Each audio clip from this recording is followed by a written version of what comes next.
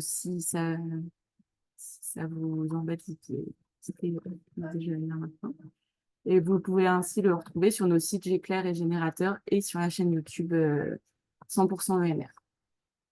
Les micros seront coupés pendant la présentation et vous pourrez poser vos questions dans le chat et on va les collecter pour les poser à notre intervenant à la fin de la présentation. Donc, en attendant que tout le monde finisse d'arriver, je vais faire un petit sondage.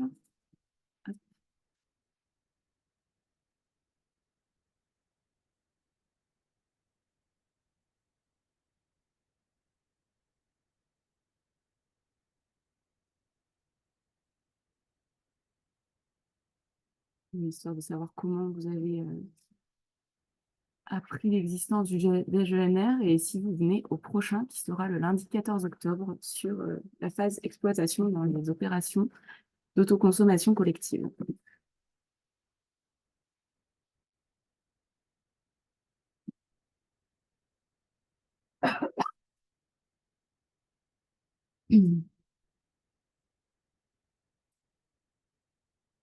Je pense que tout le monde a eu le temps de répondre.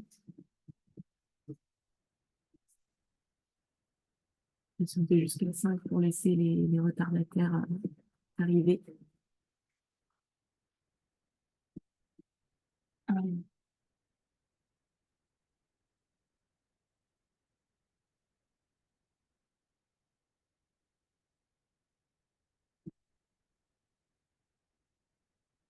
Merci pour votre participation à ce questionnaire. Donc, je vais faire un petit rappel des entités qui se cachent derrière ce rendez-vous mensuel. Donc, c'est le réseau Géclair qui accompagne les collectifs citoyens dans le Grand Est et le réseau Générateur qui porte également une mission d'accompagnement sur des projets d'énergie renouvelable, mais plutôt auprès des collectivités.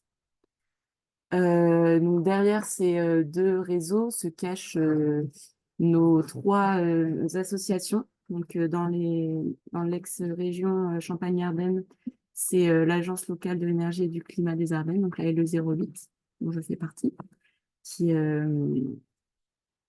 qui couvre cette ex-région.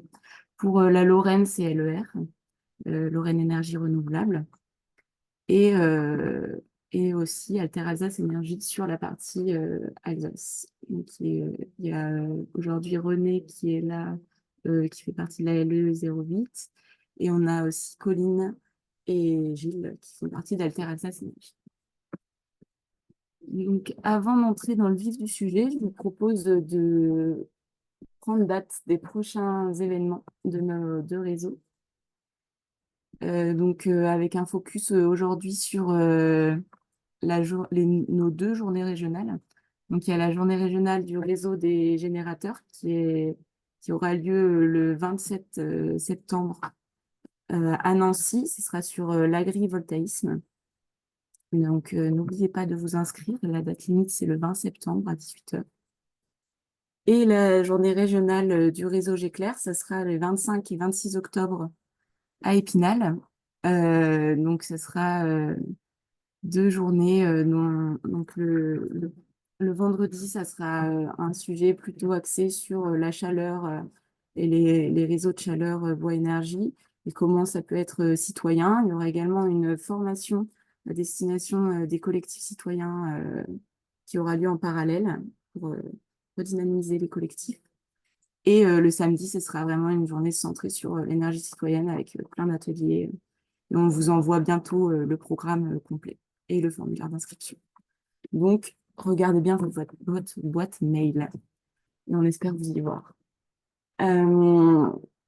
Donc, le sujet d'aujourd'hui, c'est donc les services énergétiques pour les citoyens. Donc, dans le cadre du projet Mcomub, je vais laisser Gilles présenter. Il y aura ensuite donc un focus sur le solaire thermique et sur comment faire du solaire thermique citoyen. Donc, Gilles, je vais te laisser prendre la parole. Merci beaucoup. Donc, merci à tous d'être venus participer à cette réunion sur le Encom Hub et aussi sur le solaire thermique. Tu peux passer à la prochaine, si tu veux. Donc, on, on avait décidé, Alteradas Energy et aussi avec le réseau Géclair, de participer à ce projet Encom Hub. C'est un projet européen qui regroupe différents pays et différentes structures en France. Vous aurez l'occasion plus tard de le découvrir au fur et à mesure de l'avancée du projet. C'est sur 3 ans et l'objectif, c'est vraiment de donner les moyens aux collectifs existants ou des collectifs nouvellement créés, d'avoir un service énergétique un peu plus complet qu'aujourd'hui pour l'ensemble de son territoire. Donc, on va travailler principalement sur 3 sujets, mais il y en aura peut-être d'autres qui vont s'ouvrir durant ces 3 années. La rénovation thermique, où on a un projet d'un bâtiment qui pourrait être rénové par un groupe de citoyens. La mobilité, avec potentiellement, comme il se fait déjà, de la mise à disposition par des citoyens de véhicules en autopartage, et qui pourrait aussi faire appel à des énergies renouvelables pour le carburant, que ce soit l'électricité, le gaz ou toute autre source d'énergie. Donc, c'est 2 sujets qu'on n'abordera pas aujourd'hui, mais qui sont aussi envisagés durant les 3 années de travaux qu'on a sur ce projet en région Grand Est et avec d'autres partenaires. La suivante. Donc aujourd'hui, c'est principalement sur le solaire thermique que nous allons échanger avec vous. Le solaire thermique a une réputation qui est un petit peu déficiente au jour d'aujourd'hui parce que on a eu beaucoup de contre-références il y a plus de 20 ans. Aujourd'hui, les premières installations ont du mal à fonctionner encore. Donc, on a toute cette historique qui fait que c'est devenu une énergie très peu utilisée, en très forte concurrence avec le solaire photovoltaïque, on va dire intellectuellement, et sur le terrain en très forte concurrence avec d'autres sources d'énergie comme la pompe à chaleur, les chauffe-eau thermodynamiques que vous avez tous entendu parler, qui sont venus pratiquement éteindre le marché du solaire thermique en Alsace, en région Grand Est et en France. Depuis 2, 3 ans, on a quand même un prémisse de redéploiement de cette source d'énergie pour accompagner votre territoire sur le développement des énergies renouvelables. Tu peux mettre la suivante si tu veux. Donc le solaire thermique, c'est quand même relativement simple. Vous avez un capteur solaire qui va convertir bien sûr l'énergie solaire en chaleur. Et ça va principalement là dans les projets sur lesquels on aimerait travailler avec vous, alimenter un préchauffage d'eau chaude sanitaire qui sera ensuite comblé par de l'électricité, des énergies fossiles ou autres pour être sûr qu'on atteint la température voulue. Peut passer. Alors, l'intérêt, c'est que vous avez un fort potentiel pour ce type d'énergie dans chaque ville, dans chaque village.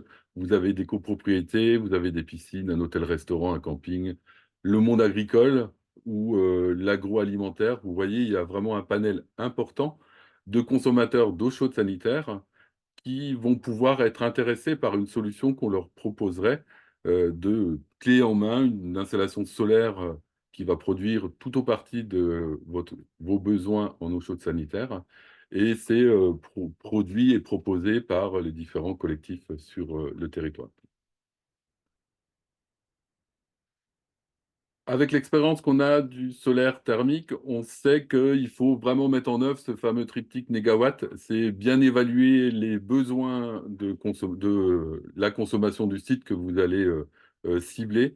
On s'était rendu compte que ceux qui se sont engagés assez vite dans le solaire thermique il y a 20 ans ou 25 ans, ils avaient une très faible consommation d'eau chaude par rapport aux chiffres classiques qu'on avait. Donc souvent, on a surdimensionné l'installation. Et dès qu'on surdimensionne l'installation, ce n'est pas comme du solaire photovoltaïque, on ne va pas l'envoyer sur le réseau électrique. Dès que vous surdimensionnez votre installation solaire thermique, vous allez créer une sorte de pathologie sur votre installation, vous allez créer des surchauffes. Et qui dit surchauffe dit potentiellement une durée de vie qui est nettement plus faible qu'initialement escomptée de votre installation. Donc bien travailler sur cette premier axe, c'est vraiment l'histoire de la sobriété, vérifier la consommation du site.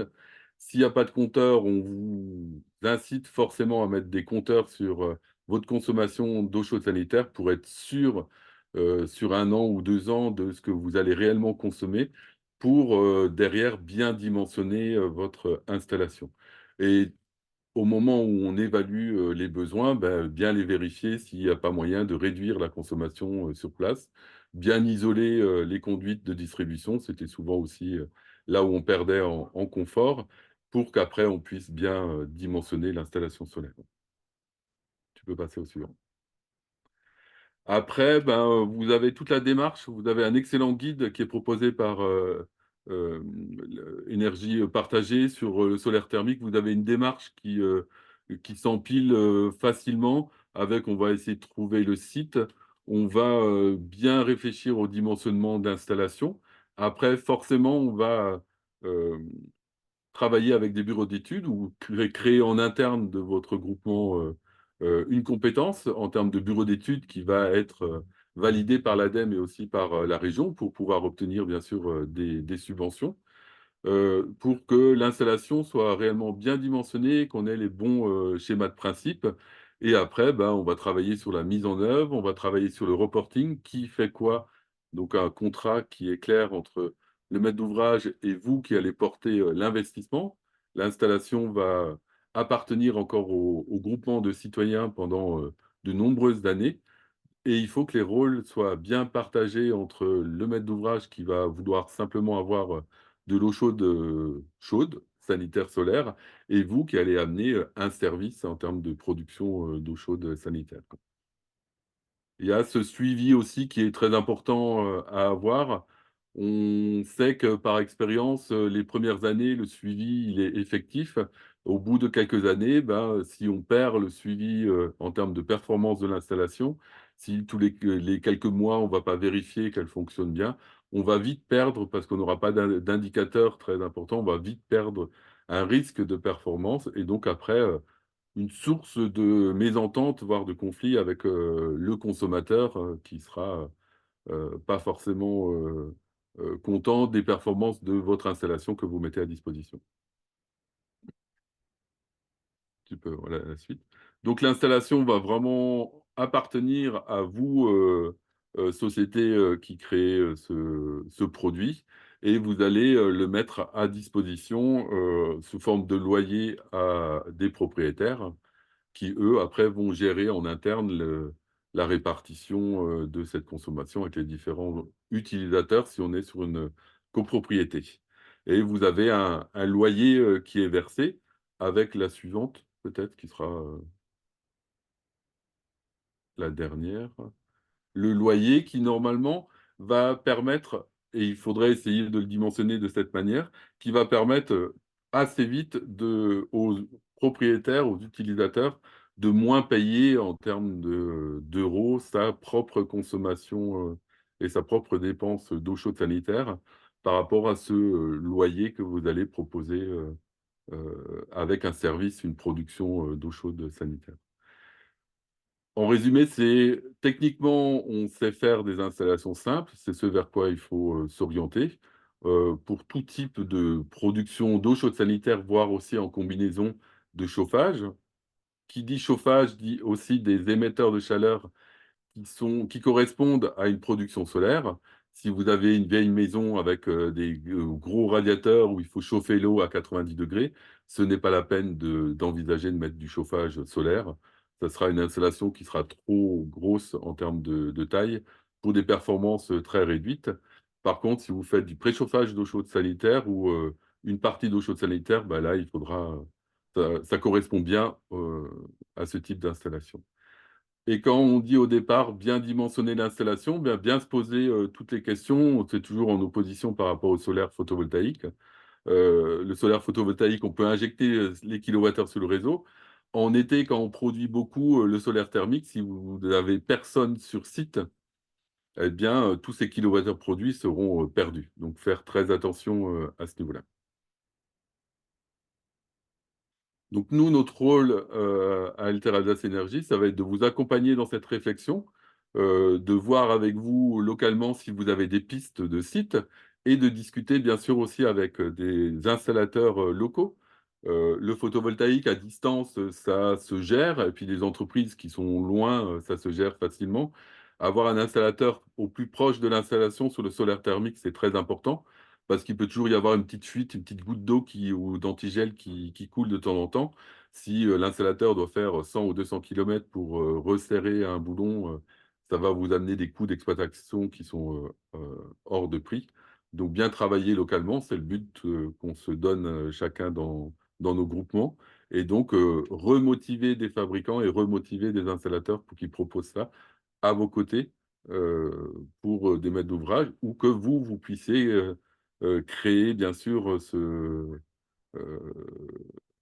un paquet complet avec l'installation, le suivi et le financement de l'installation.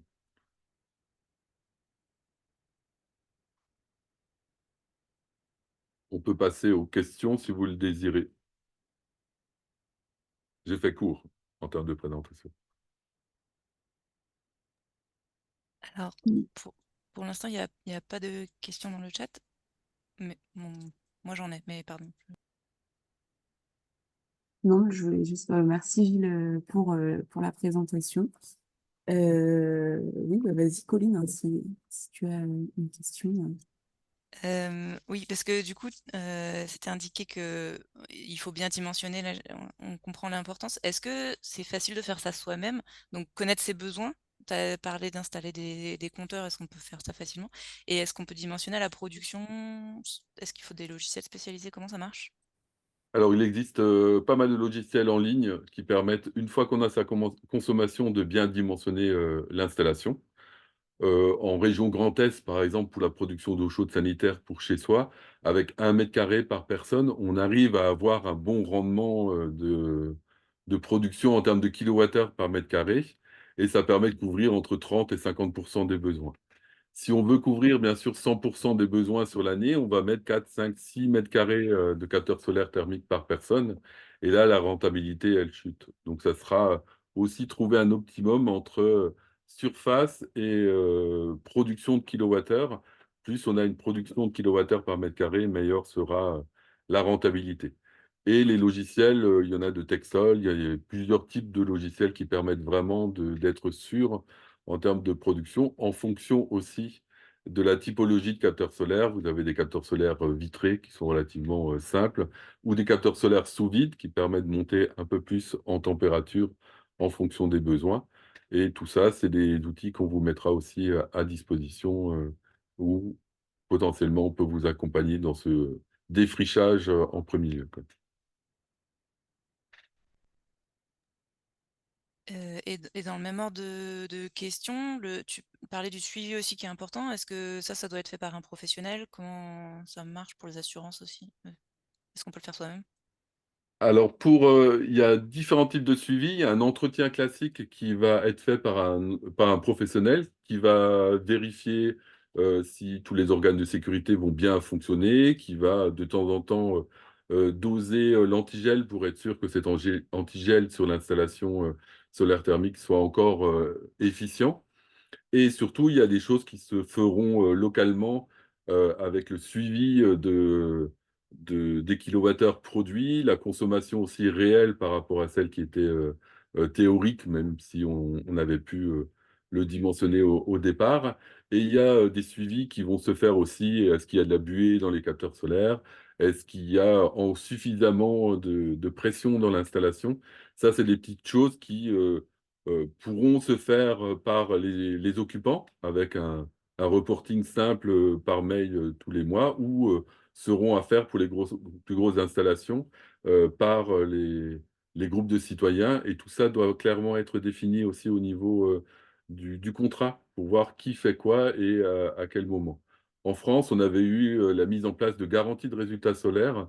Ça, c'est quelque chose de très important quand on a des grosses installations, où c'était le professionnel avec le bureau d'études qui s'engageait à une performance de l'installation. Pendant 5 ans, il y avait vraiment un suivi avec des pénalités si on n'atteignait pas les bonnes performances. Donc ça rassurait vraiment le maître d'ouvrage. Mais on s'est rendu compte qu'au bout de la 6e, 7e, 8e année, finalement, tout le monde avait un peu oublié qui devait faire quoi sur cette installation, parce que dès que la garantie était finie, ben, on l'oubliait. Donc dans la durée, nous, on sait bien ce qu'il faut faire. Donc on pourra transmettre vraiment comme son installation solaire photovoltaïque, suivre chaque fois, et notamment En amont de l'été, où on risque de pouvoir produire le plus de kilowattheures, là, c'est sûr qu'il va falloir un petit peu tester et vérifier. Et il y a des choses qui, électroniquement, comme les régulateurs, doivent être vérifiés par un installateur, et ça pourra se faire dans un contrat de maintenance plus classique, mais ça peut aussi être fait par un nouveau service en interne à la société citoyenne.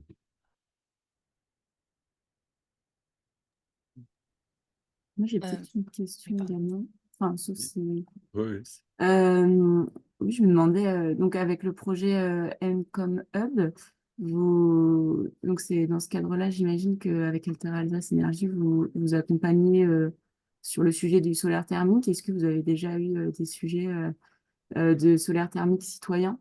Et est-ce que vous accompagnez, enfin, vous accompagnez tout le monde en fait avec le Oui. projet Encom Hub? Sur la région Grand Est, on commence, donc on n'a pas encore de contact avec des potentiels groupes de citoyens qui désirent le faire et des potentiels sites. On va débuter un peu là le porte-à-porte, c'est un peu le début aujourd'hui grâce à cet échange. On va aussi voir avec des professionnels, on va aussi contacter des fabricants. L'idée, c'est qu'on arrive tous là à se mettre autour d'une table localement pour voir comment on peut développer ou réfléchir à ces projets. On pense que les territoires, chaque territoire dans son plan climat a aussi un fort besoin de ce type d'énergie locale pour atteindre les objectifs de production renouvelable. Le solaire thermique correspond vraiment à tout type de besoin de consommation, enfin de besoin d'eau chaude sanitaire. On peut mettre des capteurs solaires thermiques. C'est moins sensible aussi l'inclinaison ou l'orientation que du solaire photovoltaïque. Il y a potentiellement, c'est très important sa capacité à faire. Il y a des projets qui sont déjà développés en Rhône-Alpes, où on a de l'expérimentation sur quelques sites où ils ont mis en place certaines sociétés du solaire photovoltaïque sur de la copropriété, principalement des petites copros. Du solaire thermique, donc. Ça enchaîne sur la question de Benjamin. Peut-être, est-ce qu'on a une idée de la taille minimale pour un projet équilibré, pour un projet citoyen équilibré?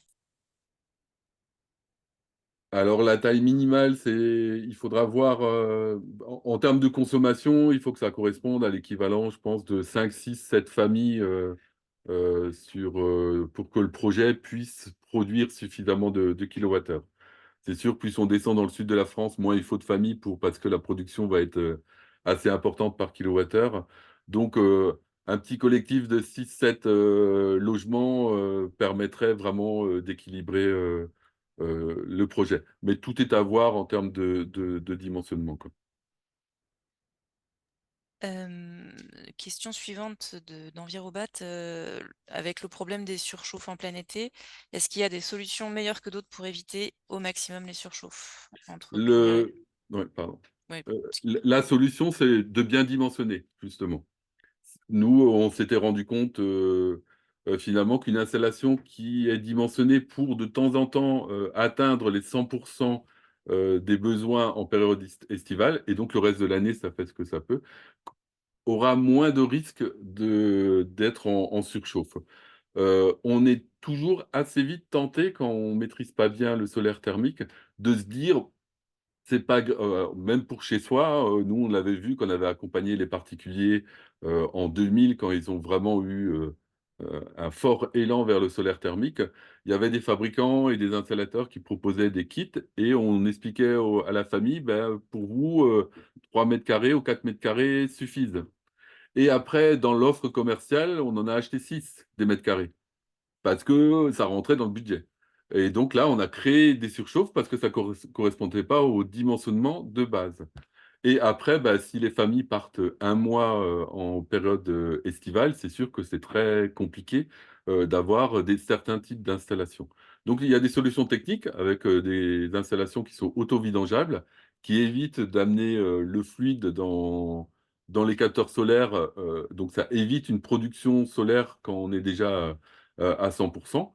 Mais comme dit, tout ça, c'est un petit peu dommage parce que c'est à une période où on peut fortement produire et donc amortir son installation.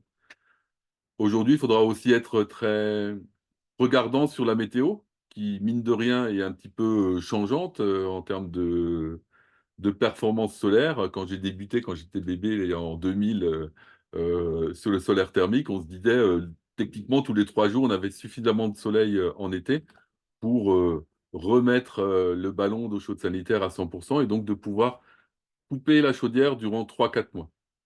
Là, de plus en plus fréquemment, on se retrouve avec des mois d'été où il y a absolument pas grand-chose, voire rien du tout.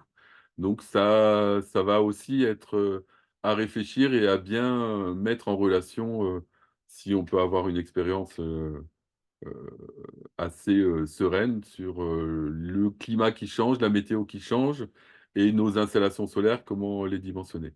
Mais surtout, l'idée, c'est pas de se dire: «Bah, avec 6 mètres carrés, on est, autonome en été, pourquoi pas en mettre 8 pour, faire un peu plus au mois de mai?» Ça ne marche pas sur la durée, c'est sûr et certain, quoi. Il y a des questions et remarques pour compléter ce sujet. Adrien Gérard demande si on connaît une surface maximale par personne pour éviter, le risque de surchauffe et la Envirobat complète avec la question de s'il y a du chauffage, est-ce qu'on peut, enfin, ça paraît compliqué d'éviter les surchauffes et du chauffage solaire. Alors, après, vous avez d'une part les capteurs solaires qui vont, produire une certaine quantité, d'énergie et celle-ci, vous allez pouvoir aussi la stocker dans un ballon.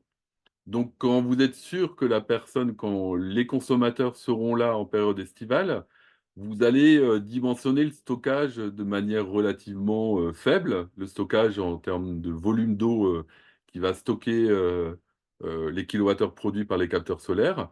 Et si vous savez que les personnes vont partir souvent 2 3 jours de suite en période estivale, ou si par exemple pour un camping, vous avez un pic de consommation le week-end et puis un peu moins la semaine, vous allez dimensionner le ballon de stockage aussi de cette manière. Plutôt que de mettre 50 ou 100 litres d'équivalent de stockage d'eau par mètre carré de capteur, vous allez mettre 200 300 litres de stockage d'eau parce que vous savez qu'il y aura un petit déphasage dans la semaine en termes entre la production potentielle et la consommation potentielle. Donc aujourd'hui, on sait aussi anticiper la fragilité, on va dire, de la consommation par rapport à la production pour anticiper ces surchauffes.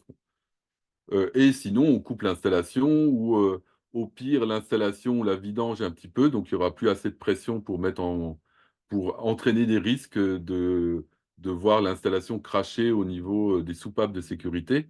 Si, occasionnellement, on sait qu'il y a plus personne qui va soutirer, du 15 juillet au 30 juillet, on peut aussi, purger une partie de l'installation et après, c'est une pompe à main dans certains cas de figure, on remet en pression. C'est assez simple de remettre en pression, quand on sait le faire. Mais toujours, ça doit s'anticiper au départ pour ne pas perdre trop de kilowattheures quand potentiellement on peut les faire, quoi. Alors pour le chauffage, c'est pareil, hein, on va dimensionner un ballon tampon ou un stockage tampon qui va créer un déphasage entre la production et l'usage. Quitte à couper clairement l'installation ou à l'arrêter pour éviter vraiment tout risque technique.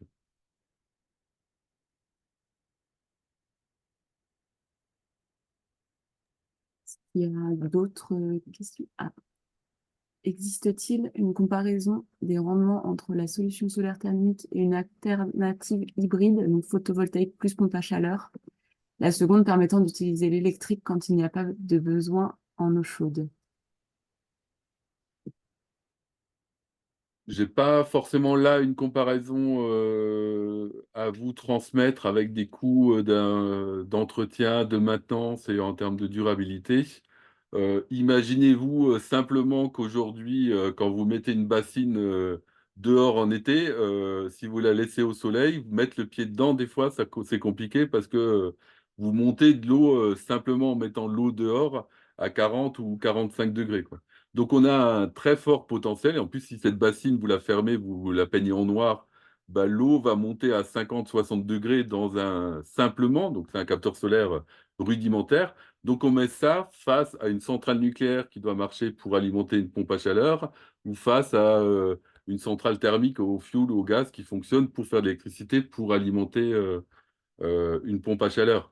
Donc après, il y a aussi la logique des kilowattheures qu'on peut récupérer. La technique du solaire thermique, elle est vraiment très simple. On a des installations de solaire thermique qui fonctionnent depuis 30 ans.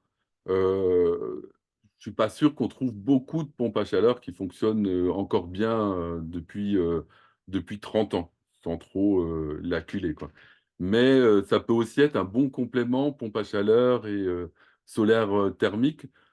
On a une meilleure performance en termes de solaire thermique, en termes de rendement. On peut atteindre 600 à 700 kWh au mètre carré de capteurs solaires. Ça peut être l'optimal en termes de conversion de, de l'énergie solaire qu'on reçoit et celle qu'on peut convertir en kilowattheure.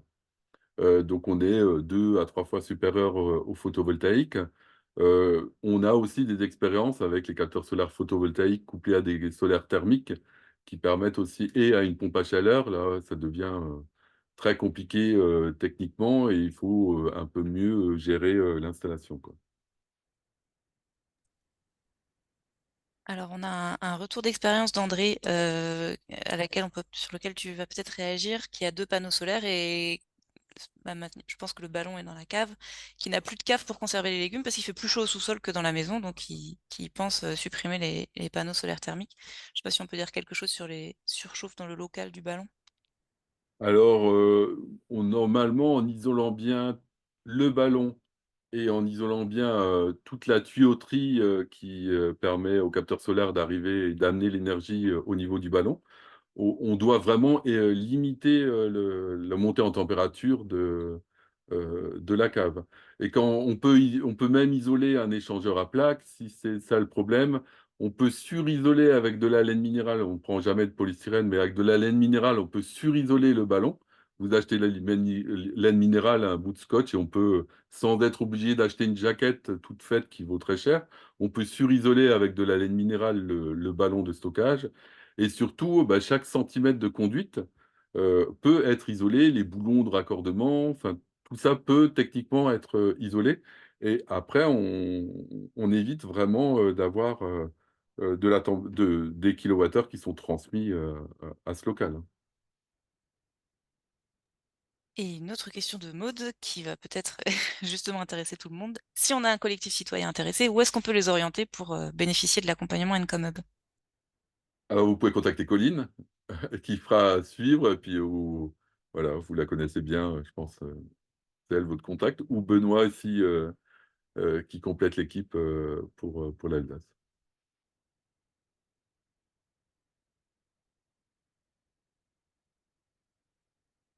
Et c'est bien de regarder parce que, on va dire, il y a des sites potentiellement qui peuvent aussi vous amener beaucoup de personnes pour le reste de vos activités. Vous avez des campings où là, mettre des capteurs solaires, ça correspond bien. Souvent, le camping, il est un peu plus rempli en été qu'en hiver dans notre région. Vous avez des piscines où vous pouvez vraiment, là, l'adéquation, les piscines extérieures, elle est vraiment très intéressante. Donc, à voir si avec ça, vous n'allez pas toucher énormément de monde, un flux important de personnes qui vont venir sur site, sur place, et donc vous allez pouvoir convaincre du bon usage des énergies renouvelables, solaire thermique ou solaire photovoltaïque, et trouver de nouveaux sociétaires.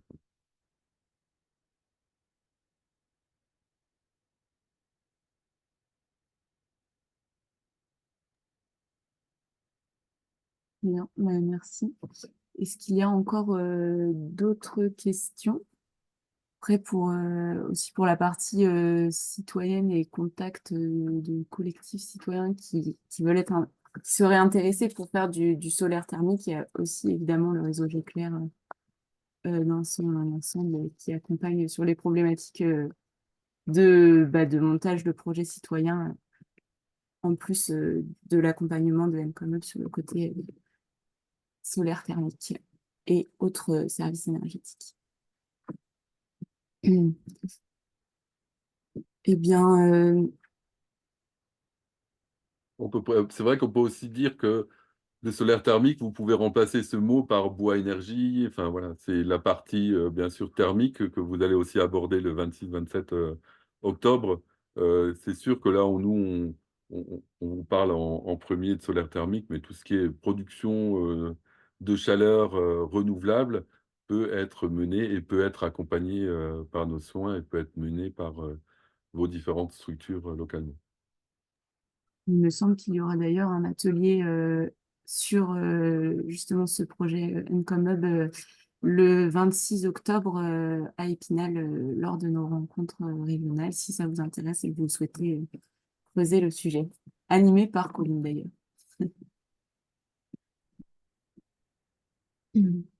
Eh bien, je pense qu'on peut s'arrêter là s'il n'y a pas d'autres questions. Je vous rappelle que vous pouvez retrouver toutes les informations sur les sites Géclair et Générateur, ainsi que l'enregistrement sur la chaîne YouTube. Il y a également un article sur le site Géclair qui explique le projet Encom Hub. Et, euh, et on va peut-être pouvoir vous faire passer également sur cette présentation le lien vers le guide dont Gilles parlait, qui a été fait par Énergie Partagée sur le solaire thermique pour avoir un petit peu plus d'informations également. Donc, merci tout le monde pour votre présence et merci Gilles pour ta présentation. Et je souhaite à tout le monde une très bonne après-midi et à très bientôt. Merci à vous. Bonne journée également. Au revoir.